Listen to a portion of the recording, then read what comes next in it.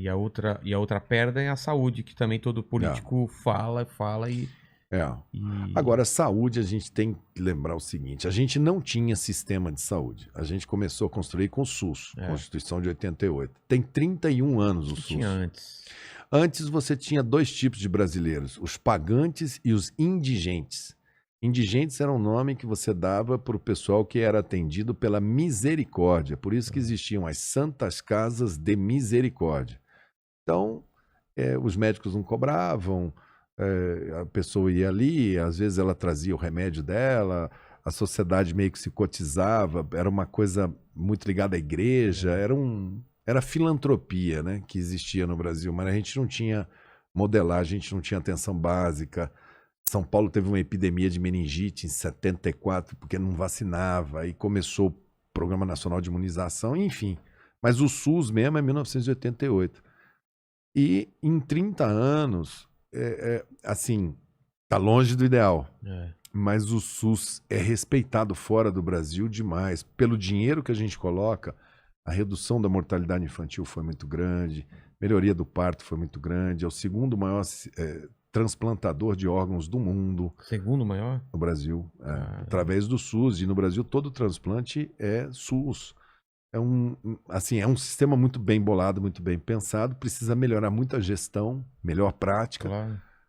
Mas eu acho que nessa pandemia, principalmente, o SUS saiu forte. Porque na hora que ela chegou no povão, exatamente, meu amigo, pelo menos o cara teve uma chance de lutar pela vida. Porque se não fosse o SUS... Como estaria, né? Internação em particular, num leito de CTI, é impagável. Meu pai morava em Portugal e por causa da alta do euro voltou pra cá, porque ele vive de aposentadoria. E ele não tem plano de saúde, é o SUS que ele tá recorrendo e respondendo ali. Lógico, a gente gostaria que ele fosse muito melhor, mas você sabe que o principal fator... duro é ser atendido, quando é atendido é bem depois atendido. Que você entra. Exatamente. O funil pra entrada... E outra, cada crise econômica dessa, o pessoal para de pagar o plano de saúde, mais gente no SUS. Então o SUS ele luta com uma faixa estreita, mas eu vi esse pessoal trabalhar muito. Médico, enfermeiro, fisioterapeuta, nesse SUSão aí, esse pessoal segurou, morreu muito. É mesmo? E eles não quebraram a mão. Eu não vi ninguém falar de greve, não vi ninguém falar que não ia atender. Os caras estavam ali, foram, lutaram. Eu acho que eles são os grandes heróis, os grandes personagens dessa pandemia é o SUS. Com certeza. E aí a gente... Apesar da condução maluca que o Brasil teve na pandemia, mas... então, eu ia falar isso. Eles são os heróis e eu penso como o governo poderia ter saído como um herói ou como... Cara, é nesse ponto que você divide um líder de um preparado de um cara que não tá preparado. E mesmo quando você não tá preparado...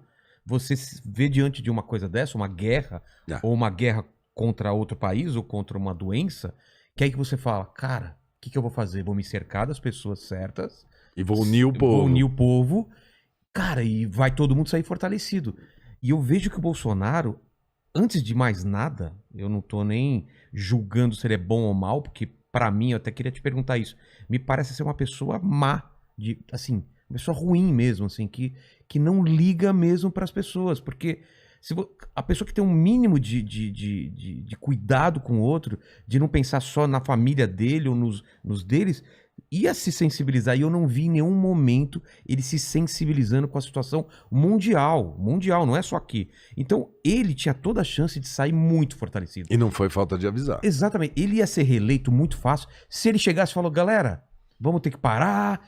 a economia vai não sei o que, cara, porque aconteceu isso, mas estamos todo mundo junto. Lógico. E aí eu vejo ele fazendo totalmente o contrário. Mas como eu tô de fora, seria injusto eu falar isso sem perguntar a sua visão lá de dentro. Eu queria tentar fazer uma linha temporal, porque eu tô aqui fora, eu fui um dos caras mais afetados, porque eu sou da classe artística, trabalho com aglomeração e caiu todo o show. Caíram 60 shows. Foi o primeiro a fechar e tá sendo o último a abrir, vai ser o último. Então, eu vi assim, sério mesmo, de conhecidos, 2...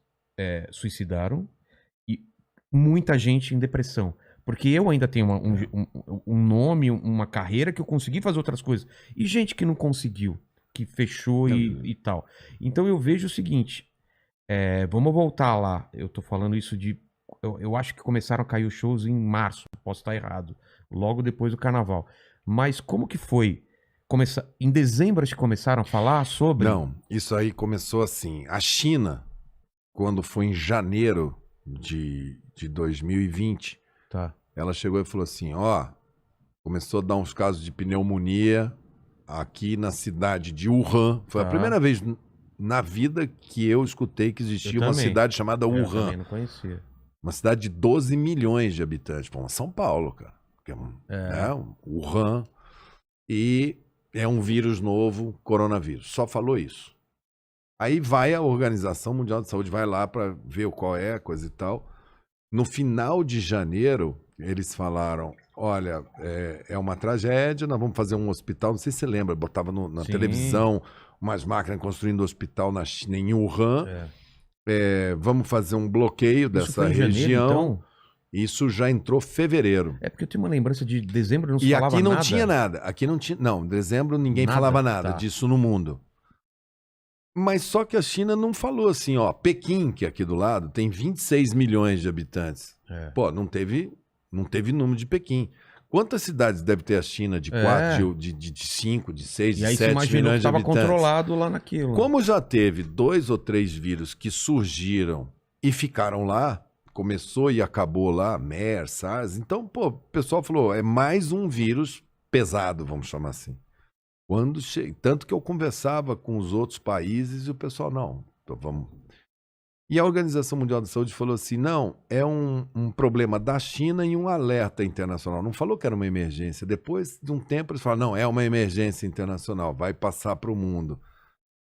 Aí caiu o sistema de saúde do Irã. Aí o pessoal falou, pô, mas o Irã tá sob boicote e tal. Quando caiu o sistema de saúde da Itália, né? aí o mundo olhou e falou, não, peraí, o sistema de saúde da Itália não é um sistema fraco. Aí foi indo, cara. Aí foi caindo. França, Inglaterra capotou, Alemanha. E os Estados Unidos lá, o Trump falando que não, isso não é nada, é uma gripezinha, não vamos estressar com isso. O Bolsonaro entrou na do Trump, os dois saíram com a caixinha de cloroquina. Isso a gente tá falando de fevereiro. Tá.